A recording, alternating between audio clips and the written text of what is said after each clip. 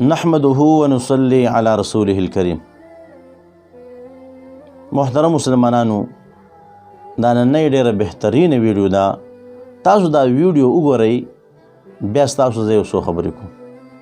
دا د ځمکې بیوټي ده، ځمکه چې ښکاري، ښایسته ښکاري، مزناکه ښکاري، دا په چا ښکاري؟ په علما باندې ښکاري. ډاکټر صاحب موږ څه وایو؟ 100 روپۍ کور، 200 روپۍ کور. داسې بېغیرته پښتانه م لیدلي دلګان. څه ورته وایم؟ ستاسو څه د دې نه بل غلط لفظ نشته. ما ته خو دا ځینې مشران وایي مې وایه، نو زه 100 روپیز او 15,000 روپیز خلکو ته زه څه ووایم یار؟ چې هلته قرآن کې الله وایي، هلته حدیث کې الله وایي، دا له ټولو نه اوچت خلک دی، موږ ورته هغومره سپک نور ورته څه ووایم؟ ستا ژبه کې سختي ده، ته دا کې او ته هغه کې، په مولانو به خلک سورېږي. زه به بیا مې مونځ ښه دی، 5 وخته یې کوئ، دا د سترګو رڼا ده او د مازه او د دین ستن د ډاکټر صاحب. څه تاسو زکاتونه ورکوئ، به دې صدقو څه به ستاسو بیماری نیسي، تاسو ته به جنت میلاویږي. خیر دی که خپل امام ته سورېږئ، خیر دی که په امام باندې 100 روپۍ کور ښودی دی، خیر دی که په دې 2020 کې 15,000 تنخواه ورکوئ. داسې بېغیرت هم چېرته لیدلي دي دلګان او خبرې. الله اکبر، زه هغه نشم ویلی، 22 ویلر هم نشي وړی. ډوزه زه هغه چل کوم، زه دا چل کوم. او څه کوي؟ د امام تنخواه یې د جومات سوی سوی نصیب الله 15,000. داسې بېغیرته پښتانه ما په مخ د ځمکې نه دي لیدلي. تاسې انټرنیشنل دلګان. ډاکټر صاحب خفه خو نه شو، ولې دروغ یم؟ ستاسو د امام تنخواه څومره ده؟ ګزاره کوي؟ ښه ده. تاسو یار تاسو به ښه خلک یې نه. زه څه وخت مخکې یو جومات کې زما ویانو ډېر مې خوښ شو. مې به دې څومره خرچه راغلې ده؟ وایي 1 کروڑ 10 لاک. ما د امام تنخواه هم څومره ده؟ وایي 10,000. څه شي؟ ما امام راوغوښتم، وایي څنګه چل دی؟ جي وایي بس وخت تېرېږي نه. نو یو حاجي صاحب پکې ناست و، هغه ما ته وایي زه دومره مالدار یم، زما بچي سعودي کې دي، چې یاره که زه ټول عمر مدینه او حرم کې وخت تېروم نو څه مسله هغو ته نه جوړېږي. ما امام صاحب ته ویم موټر سایکل دې شته؟ وایي نه. ما جب کې ښه 10,000 روپۍ وي، دا به تاسو منئ یا نه منئ چې د ملا په جب کې 10,000 روپۍ خو وي، زه پکې لږ غوړ زړ غوندې یم، ګزاره کوم. ما ته ربر نه ډایرکټ الله پیسې رالیږي. څه شکر دی تیمرګرې مقتدیانو نه الله ساتلی یم، د دوی د محتاجۍ نه. زه چې کله ویده شم د شپې راځي ازغره زما جب ته یې راچي. نو ما ورته دا 10,000 روپۍ زه د امام له ورکوم، 1,000 تکه چې دله یونیک موټر سایکل والو دا ډېر د لرې نه راځي. ما ته وایي زه دله چای رالېږم او غوزان رالېږم او راځم. حقه چې تلی دی بیا نه راته امام صاحب ته وایم هغه حاجي صاحب رانغی. ما ته وایي مړه ته دا خلک نه پېژنې. څه اوسه پورې هغه راته چای ورکو شوی دی. مې زندهباد. دا ښکته خوند کوي دا دلګان، دا بره خوند نه کوي.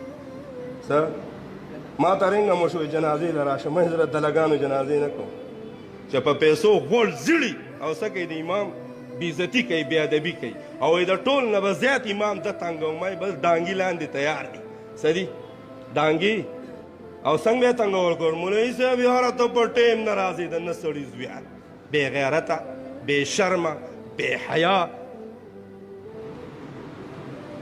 محمد رسول الله ټول وایي صلی الله علیه و آله وسلم فرمایي من اهان العالم، څوک چې عالم بېعزتي وکړي، بې ادبي وکړي، صح الفاظ ورته وایي، فقط اهان العلم، یقینا هغه د علم بېعزتي وکړه، توهین یې وکړو. ومن اهان العلم، او څوک چې د علم بېعزتي وکړي، فقط اهان النبی، یقینا دا د محمد رسول الله بې ادبي وکړه. ومن اهان النبی فقط اهان جبریل، چا چې د محمد رسول الله بې ادبي وکړه، یقینا د جبریل امین بې ادبي وکړه. ومن اهان جبریل، او چا چې د جبریل بې ادبي وکړه، فقط اهان الله، یقینا د الله بې عزتي وکړه. ومن اهان الله، او چا چې د الله بې عزتي وکړه، اهانه الله یوم القیامه، الله رب العزت په قیامت کې بې عزته کی، ذلیله به کی.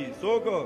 دا څوک چې ګړۍ ساري ټیم وشو او ټیم ونه شي، وروسته شو مخکې شو فاتحې له راغې او رانغې نن مارکیټ کې نن هلته ګرځېدو ګاړی دی ورسره ښې جامې اغوندي دا بې غیرته چې دي دا به الله ذلیله کوي سر دا دلګان دا 10,000 روپۍ چې ورکوي که نه دیو پته چې کومه لوبه به ورسه کوي د دې خلکو سره پښتانه ټول ښویېدلي یي نه صفا درته ویم صفا ولې دا به خاورې خوري څه ډاکټر صاحب تپوس پې نه کېږي څه ما را به یو عالم ما ته ووي چې زما په یو لور باندې څه د 60,000 نه واوړي دی اوس هم علاج شروع دی ما یې تنخوا دې څو د غلی شو دلته راسه دفتر کې ناست و وایي 4,000 په دې مقتدیانو نه به تپوس نه کېږي څه نه به کېږي تاسو به وایئ چې د عالم ګټه ولې نه کوي یو سوال که ذهن کې ستاسو راشي دا ولې ګټه نه کوي ډاکټر صاحب جواب د څه شته الله وایي ما ورته علم ورکړی دا به علم خورئ سورة البقره کې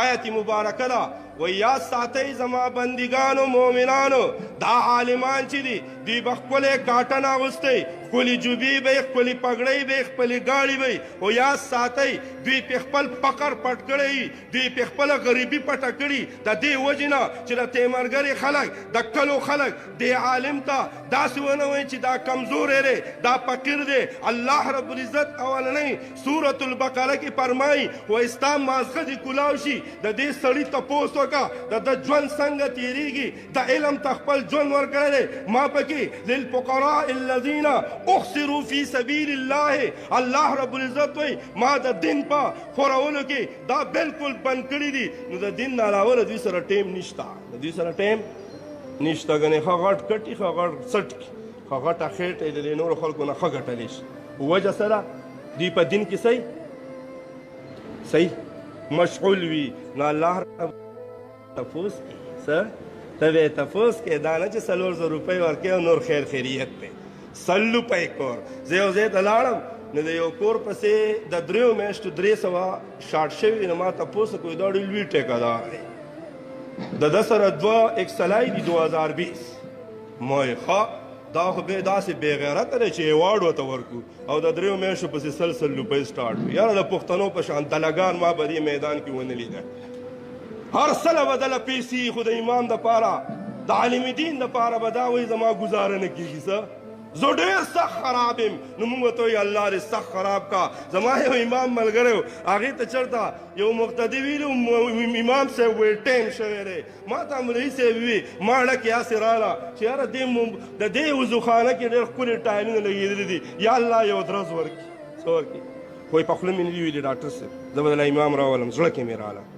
وایي یو ورځ نه 2 ورځې نه په 3مه ورځ چې ولیدو دا رانې مات شو دا شاته نه دی دا پوښتی د هډوکې څه 15-20 ورځې ژوندی و بس لاړو ورنال شي څه شه صرف یو ټکی ویلی و امام صاحب ټیم پوره شوی دی مخکې کېږه محترم تاسو دا ویډیو کتله دا مولانا صاحب بالکل د مولانا بلیګر صاحب نه ماشاءالله کم نه دی بالکل هغه حقیقت چې کوم دی په دې بیان کې د ویلو او هغه حقیقت چې کوم دی بیان کو محترمو دغه رنګې علما چې کوم دی معاشري له فکار دي چې بالکل حق وي حق کار کې محترمو داسې توفیق د الله پاک مون مرکي لکه څنګه چې دی مولانا صاحب ډېر بهترین چې کوم دی حقیقت والا خبرې وکړي او حق خبرې وکړي بس د چا نه پکې سترګې ونه سوځېدله د چا یې خیال ونه ساتو الله رب عزت مولم دغه رنګې چې کوم دی د حق د بیانولو توفیق راکړي وما علینا الا البلاغ